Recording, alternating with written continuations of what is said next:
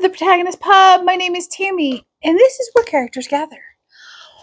So today we're going to talk about my recommendations for my the yearly reading challenges I'm participating in, and one bonus.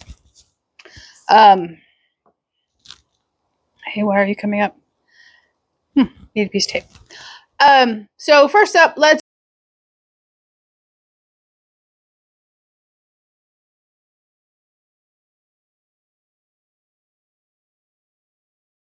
do Jeanette's reading challenge. This is her Christian fiction reading challenge for 2025, and February is your favorite author. I don't know what your favorite author is, and I therefore am not going to recommend anything, because just because they're my favorite author doesn't mean they're going to be your favorite author. And I think for this prompt for me, I need to get it. Hang on. I ended up having to search for it. That is Counterfeit Faith by Crystal Cadell. This is the third book in the Hidden Hearts of the Gilded Age series. It is one of those series I want to finish this year. It's the last one I have, and I've absolutely loved the first two. So I'm very much looking forward to this. So I will read you the back. As a matron of Final Chance House of Refuge, Gwendolyn Ellison has dedicated her life to serving the children deemed delinquents by society. She'll protect them with everything she has. So when she suspects someone is using Final Chance for criminal deeds, she's determined to investigate and put a stop to it. But villains don't like to be crossed, and they're willing to kill to get their way. Gwendolyn knows she can't quit fighting. More than her own life is on the line if counterfeiters go free. She must find someone she can trust to help her expose the criminals and protect the children under her care. Charming and chivalrous Secret Service operative Josiah Isaacs has never been able to turn his back on a woman in trouble. And capturing counterfeiters is his job, after all. The danger he's truly worried about is his growing attraction to Gwendolyn when his heart wants to remain faithful to his deceased wife. As both peril and interest grow, he begins to consider whether a second love may be possible, if they can live through this case. At the same time, he's put off by her faith in a God he no longer trusts. How can a future together even be possible when their beliefs are at odds? I have loved every one of these books, so I am very much looking forward to this, and it will be on the February TBR. Sneak peek. Okay, so that would be Jeanette's read. So let's do Amanda's first.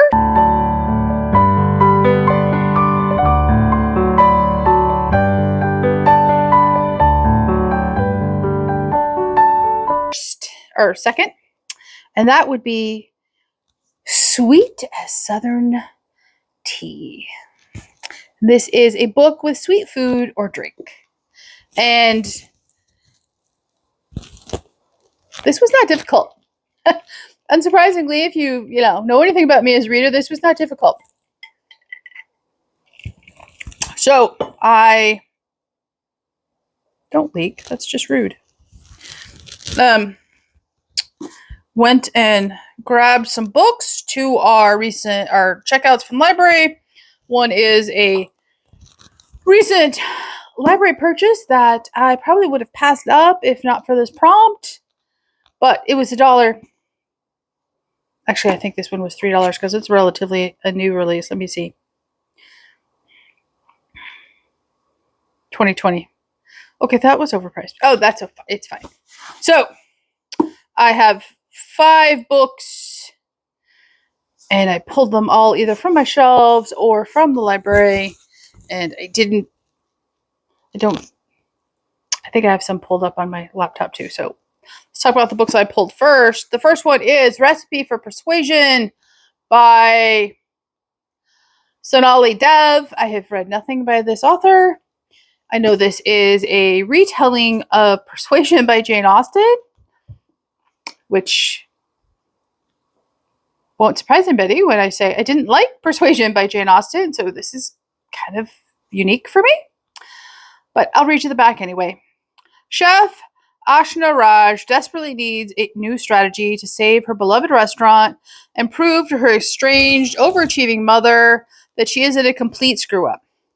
When she's asked to join the cast of Cooking with the Stars, the latest hit reality show teaming chefs with celebrities, it seems like just the leap of faith she needs to put her restaurant back on the map. She's a chef. What's the worst that could happen? Rico Silva, that's what. Being paired with a celebrity who was her first love only proves that Ashna has what Ashna has always believed. Leaps of faith are a recipe for disaster. World Cup winning soccer star Rico Silva isn't too happy to be paired up with Ashna either. Losing Ashna years ago was complicated. The only silver lining to this bizarre situation is that he can finally prove to himself that he's over her. But when their catastrophic first meeting goes viral, social media becomes obsessed with their chemistry. The competition on the show is fierce, and so is the simmering desire between Ashna and Rico. Every minute they spend together rekindles feelings that pull them towards their disastrous past. Will giving in to their intense connection again be another recipe for heartbreak or a recipe for persuasion? I do not know if this becomes, crosses the line. It sounds a little bit like it might, but, don't know until I try. And she has another book that's a retelling too. It is Pride, Prejudice, and Other Flavors. Haven't read it. Not my library does not have any of her books in. They don't carry any of her books. So, yeah, it's always what's the worst that happens? I DNF it and it goes back to the library bookshop. So that's just fine. Okay. I own this book. I haven't read it yet. I, however, love the Hallmark movie. That is The Irresistible Blueberry Bake Shop and Cafe by Mary Sims. And the cover is nothing but sweet. Like nothing but sweet. And yeah, I will read you the back. If you haven't seen the movie, it's perfection. Ellen Branford is going to fulfill her grandmother's dying wish, to find the hometown boy she once loved and give him her last letter. Ellen leaves Manhattan and her Kennedy-esque fiancé for Beacon, Maine. What should be a very short trip is quickly complicated when she almost drowns in the ocean and is saved by a carpenter who happens to be on the scene. The rescue turns Ellen into something of a local celebrity, which may or may not help her unravel the past her grandmother labored to keep hidden. As she learns about her grandmother and questions her own choices, it becomes clear that a 24-hour visit to Beacon might not be enough. I want to read this book. If possible, I will fit it in for February. Again, if the movie is available on Hallmark Now, your Samsung Plus TV app, it is so good. Yeah. Okay, next up, this will not be a surprise to any of you. That is The Devil Foods Cake Murder by Joanne Fluke. This is a Hannah Swenson mystery. Do not know what number it is. I will put the number right here. It was written in 2011, so it's not that far. So 1, 2, 3, 4, 5, 6, 7, 8, 9, 11, 12, 13, 14. It's the 14th Hannah Swenson mystery. I'm not going to read you the back. You all know I love these. Not a surprise. Okay, and now for the library books. One of these is short, one of them is a little longer, but it's in library font, so it's going to be a fast read. It's not going to be dense.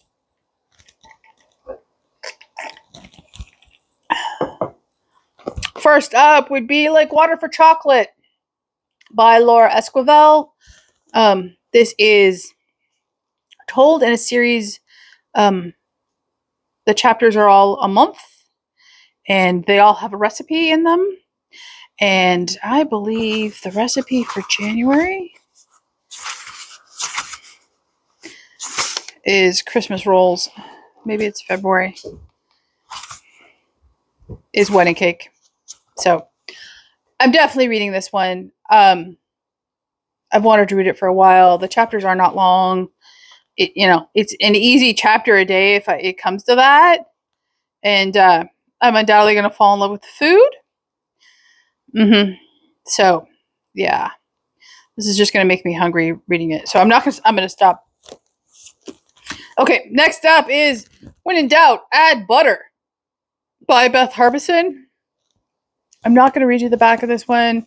I read it in the February tag, which will come out on the 1st of February.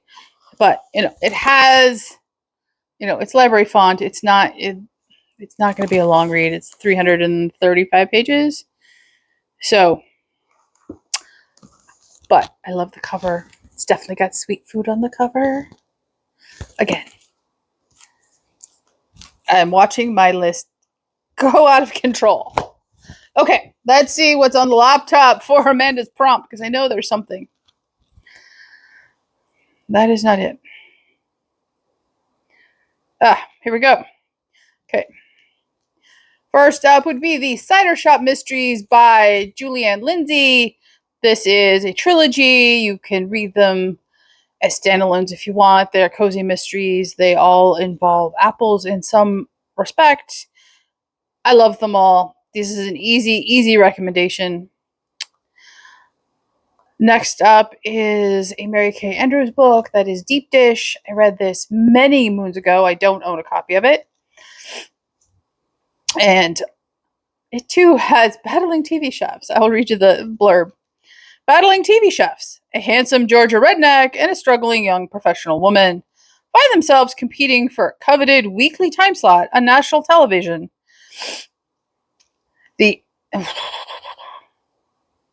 That is the entire blurb. That is a very bad blurb. Hang on. Here's a better description from her website. Chef extraordinaire Gina Foxton doesn't expect anything to be handed to her on a platter.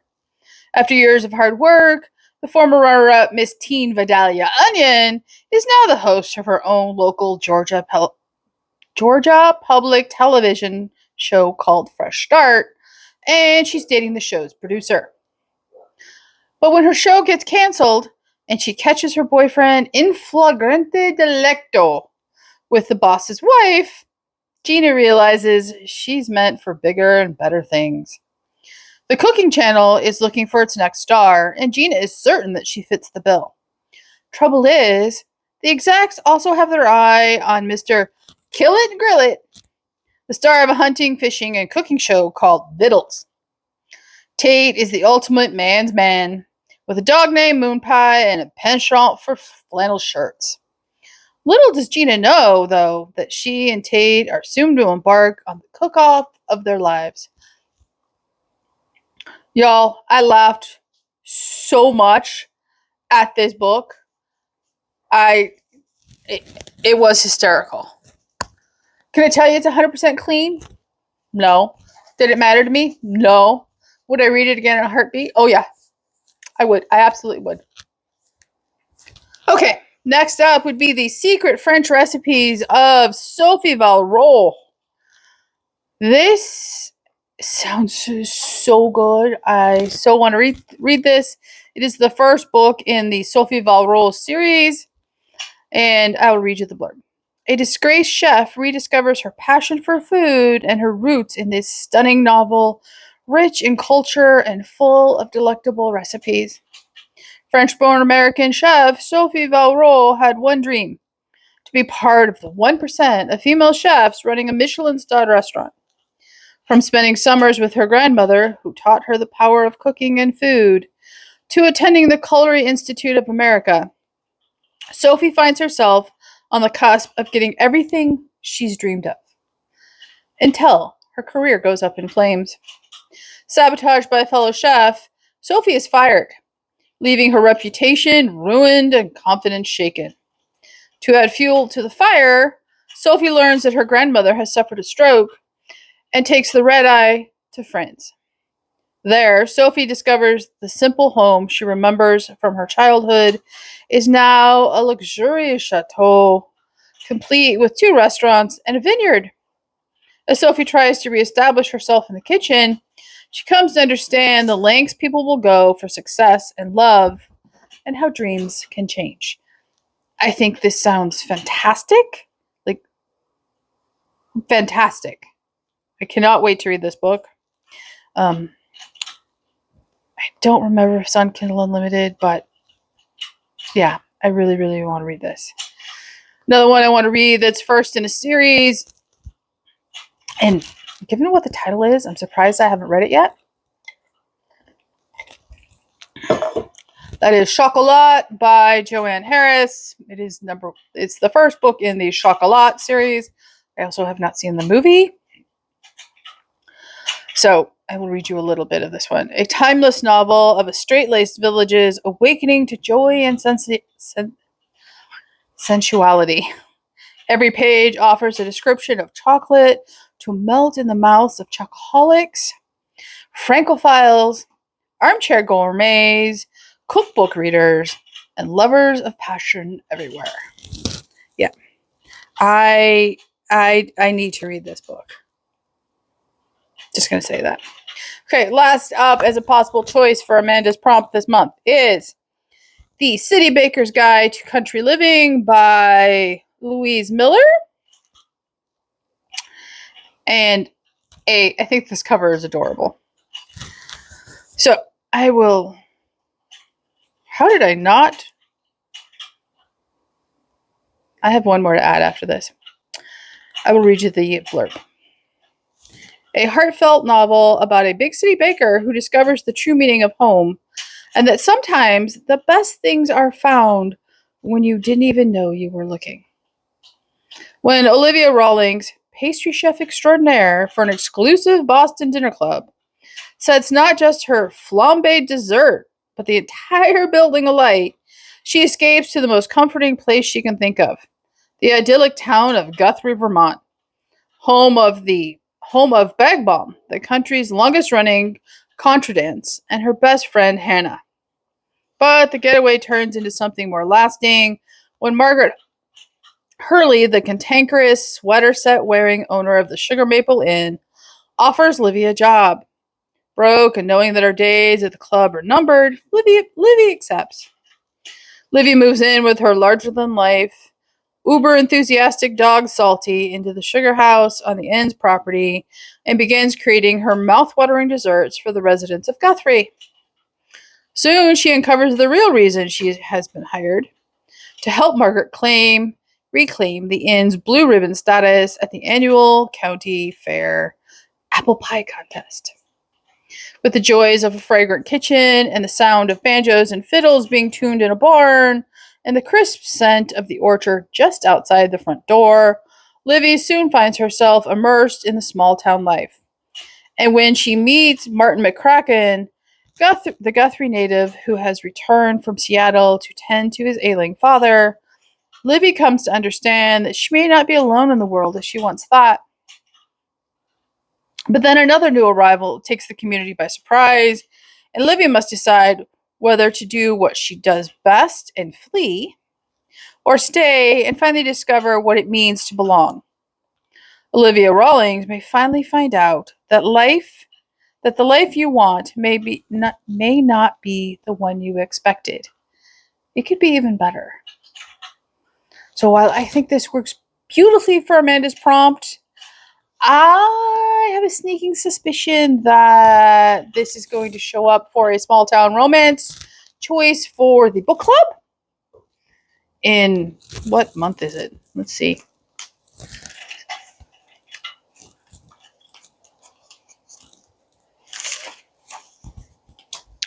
Small town romance. September. We shall see. Okay, this is the last one for Amanda's, and I can't believe I forgot to pull this up. That is Catering to No One by Diane Maud Davidson. This is the first book in the Goldie Schultz, or the Goldie Bear Culinary Mystery Series. I have read every single one of these books. I love every single one of these books. I own the cookbook for this series. Scouts Brownies is one of the best brownie recipes out there.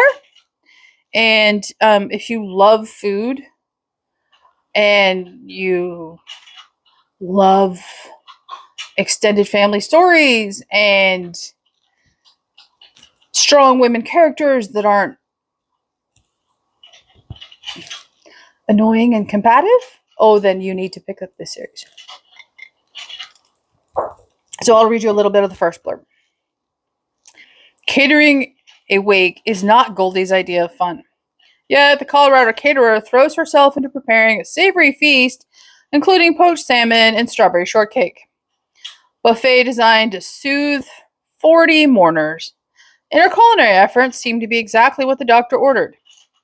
Until her ex-father-in-law, gynecologist Fritz Corman, is struck down and Goldie is accused of adding poison to the menu. Now, with the Department of Health impounding her leftovers, her ex-husband proclaiming her guilt, and her business about to be shut down, Goldie knows she can't wait for the police to serve up the answers. She'll soon uncover more than one family skeleton and a veritable stew of unpalatable secrets. The kind that could make Goldie the main course in an unsavory killer's next murder. This is a fantastic read. It was first published in 1990. Thus, you know, it is free of nonsense. I highly recommend this entire series. You absolutely cannot go wrong.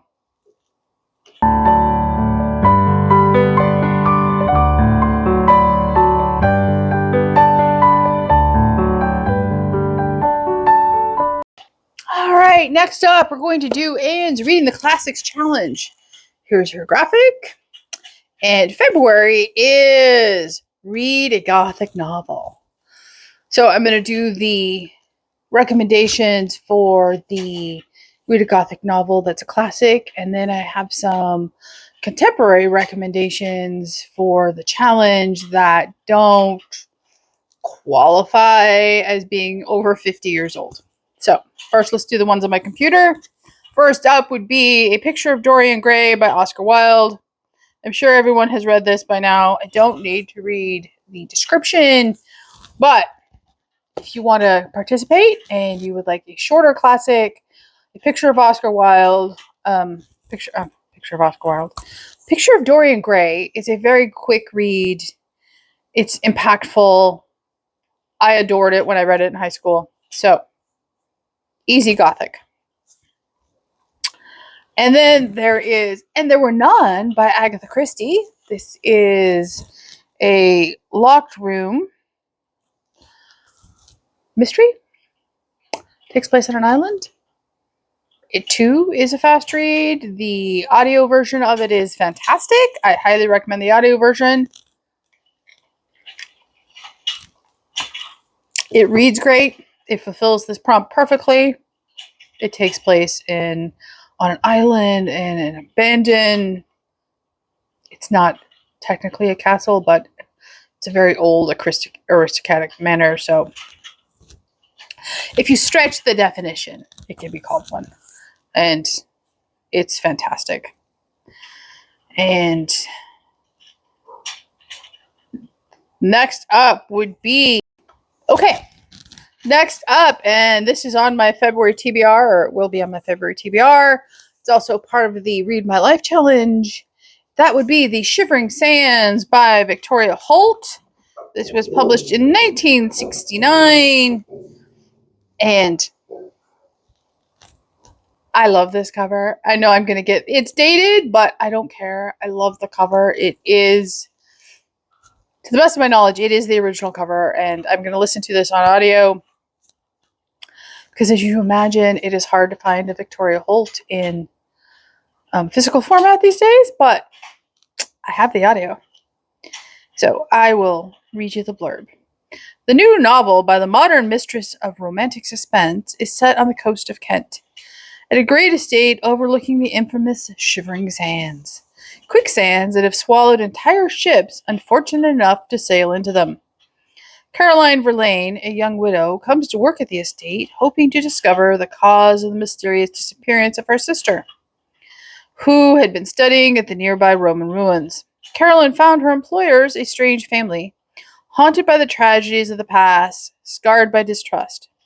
Yet she found herself irresistibly attracted to them, especially to the family's dark, moody young scion. But not until she had retraced her sister's fatal last steps could she answer the crucial questions about the family's past and her own future. I am so looking forward to this one. Okay, those are the ones on the laptop. Let's do the physical books. Frankenstein by Mary Shelley. This is the 1818 text. I read this last year. It perfectly fits the prompt. I was not overly impressed. It was okay. I don't get why it's so beloved. But, everybody should read it at least once. Next up would be The Count of Monte Cristo by Alexander Dumas. That big old chunky boy.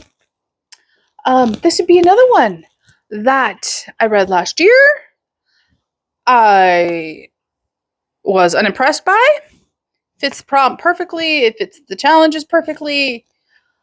However, I honestly will tell you that Dumas seriously needed an editor. Seriously needed an editor. And for me, the book is not worth the time investment. But my opinion on that is the outlier. This is a book I'm reading later this year. It was mentioned in Northanger Abbey as being, it's one of the reasons Austen wrote Northanger Abbey, which I did not enjoy. So I need to know why. And that is Anne Radcliffe, The Mysteries of Udolpho. I've read the back of this several times already. I'm not going to reread it here. But it's definitely gothic. It is going to be, it's going to have that feel to it, but I am not reading that this month. Next up is one I am going to skip to read this month. And that, how much am I skipping to read it? A couple of sections, actually. But that's fine. That is The Hound of the Baskervilles by Sir Conan Arthur Doyle. It is a Sherlock Holmes. It is definitely gothic in nature. It fulfills everything. And it is just shy of 100 pages. I am good with that. And the last classic recommendation I have would be Dracula by Bram Stoker. This is gothic. I believe there's a skeleton at one point in it. Definitely has a castle. And what's the other? The character has a nightmare. So Dracula will not only fit the prompt, it will fit the challenge for Anne. And I read Dracula last year, so I'm not going to read Dracula this year. I probably will, not probably. I know I'm reading something out of this book. What it is, I don't know. So we shall see. But Dracula is definitely worth your time. Okay, those are all the recommendations for classics. And Anne has said in her Discord that you can read a non-classic to fulfill the challenges if you want. So I have a couple of recommendations for those as well.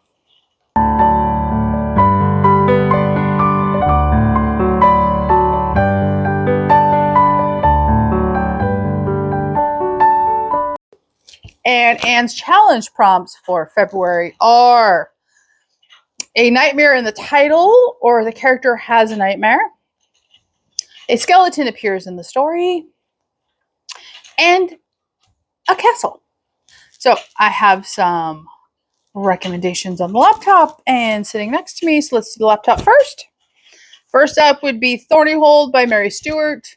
This is on the Read My Life choice for the wonderful year of 1988. And I know this is a highly recommended novel. I have never read it. It is a gothic romantic suspense. I'll read the little blurb. The story is about a lonely child who is made to see the world through her cousin's unusual eyes.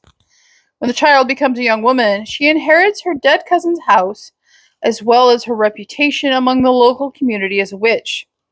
However, as she finds out, this is no normal community, and worries quickly present themselves. This is a whopping 207 pages. I'm going to try and find a copy of it, and this may make it onto my February TBR. We shall see. Next up would be The 13th Tale by Dan Setterfield. I believe this is in my Kindle, my Audible library. I've had it for a while. This was published in 2006. And I'll read you a little bit. All children mythologize their birth. So begins the prologue of reclusive author Vita Winter's collection of stories, which are as famous for the mystery of the missing 13th tale as they are for the delight and enchantment of the 12 that do exist. The enigmatic Winter has spent 6 decades creating various outlandish life histories for herself, all of them inventions that have brought her fame and fortune, but have kept her violent and tragic past a secret. Now old and ailing, she at last wants to tell the truth about her extraordinary life.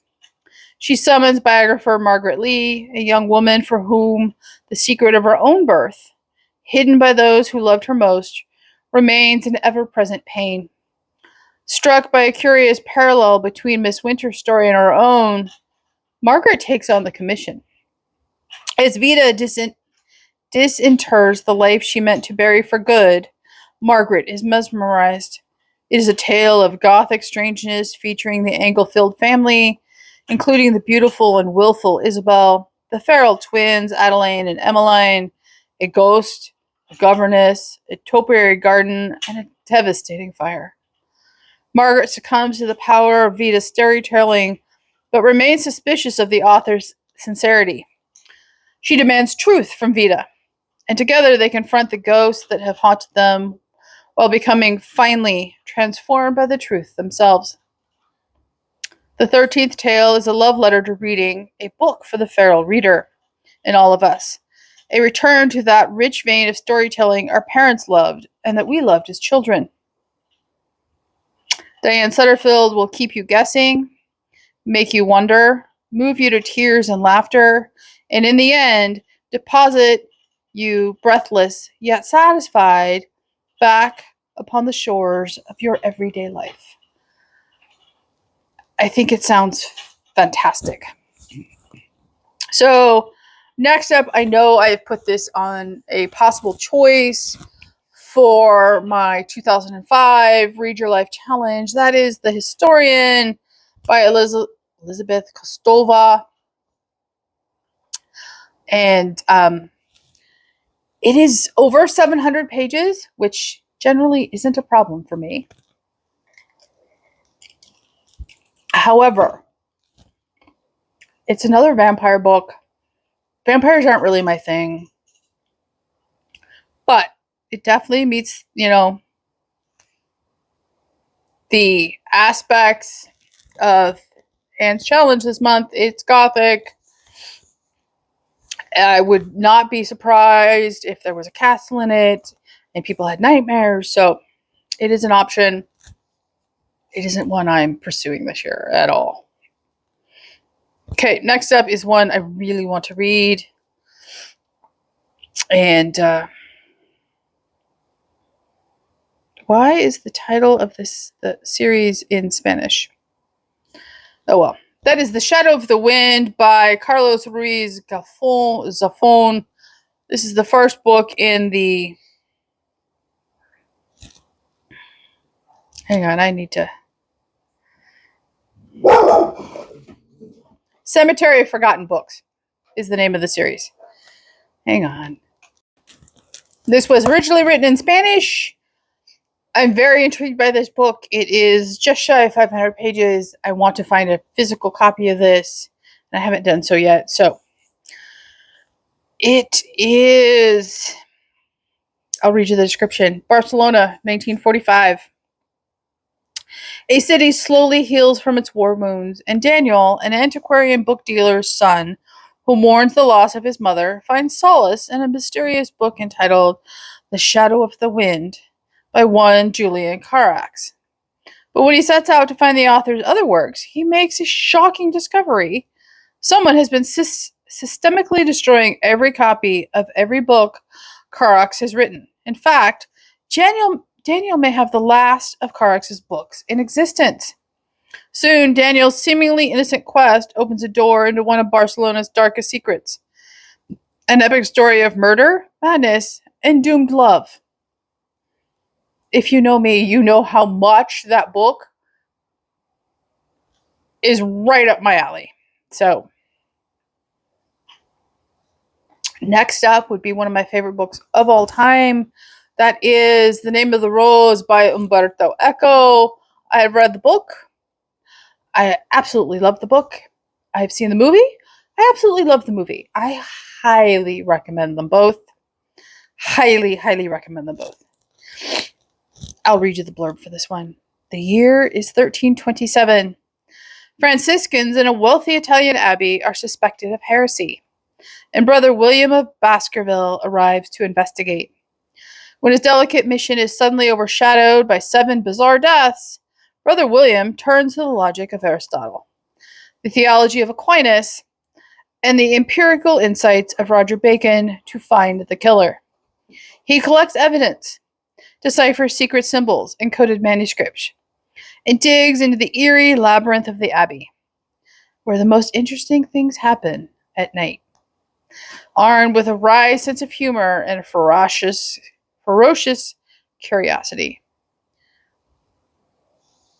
I loved this book. Like, if you want a twisty, atmospheric murder mystery, it gets no better. The book is fantastic. The movie does it absolute justice. And yeah. Cannot go wrong. I know there's a skeleton in there. Given the descriptions of the abbey, you could consider it a castle. And there are definitely nightmares in that book. So, fits all the prompts.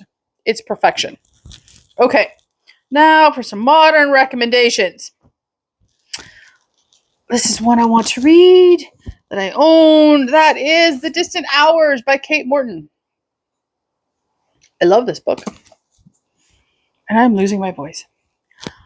I will read you the inside of the flap.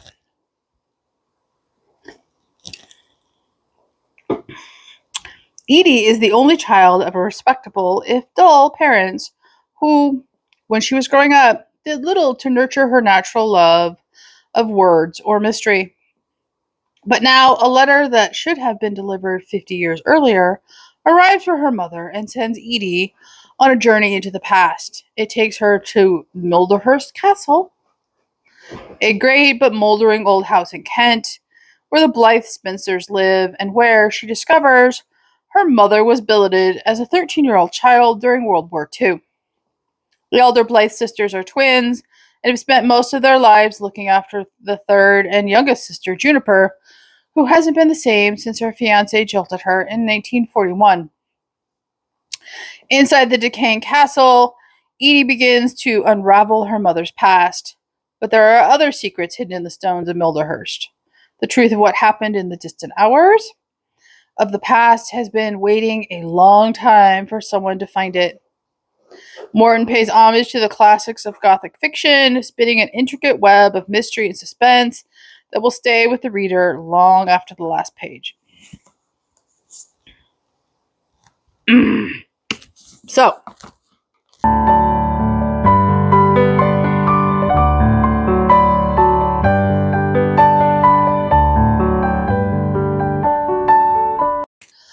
Okay, and the surprise recommendation is Feb Regency is continuing this year, although it's much more informal than it has been in recent years. And unsurprisingly, any Jane Austen novel will work. I am going to be reading Sense and Sensibility. This is my copy. I love the fact that it's orange with green characters in it. And let's say a quick prayer that this is a Jane Austen novel that works for me.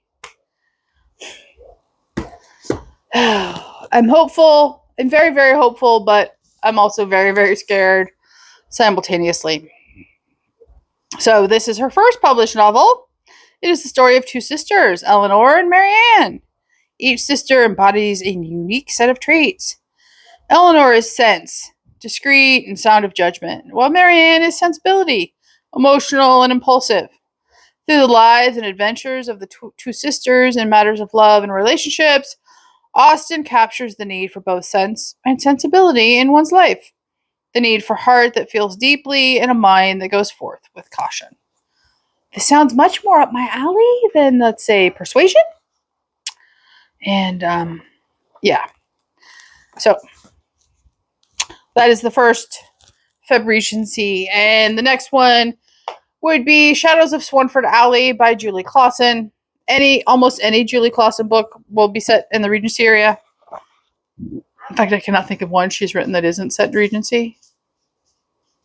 And while this is probably not going to make it onto my list because it's growing as I do this video, I do want to read this at some point. If I get to it in February, great. If not, it will keep and wait for me. Okay. Those are my recommendations for reading challenges this month. I know that Tay is doing the February reading challenge. I have a recommendation coming up for this in my February tag on the 1st of February. Fairy tale retellings are not my cup of tea. If I get to it, it will be an audiobook. It will be The Daughter of the Forest by Juliette Marillier. And if I can work other books into Taylor's retelling, I will. And I am sure there are other ones coming up in February that I don't know off the top of my head. So if I'm missing something, let me know. Leave a comment down below, like and subscribe, and I will see you here next time at the Protagonist Pub.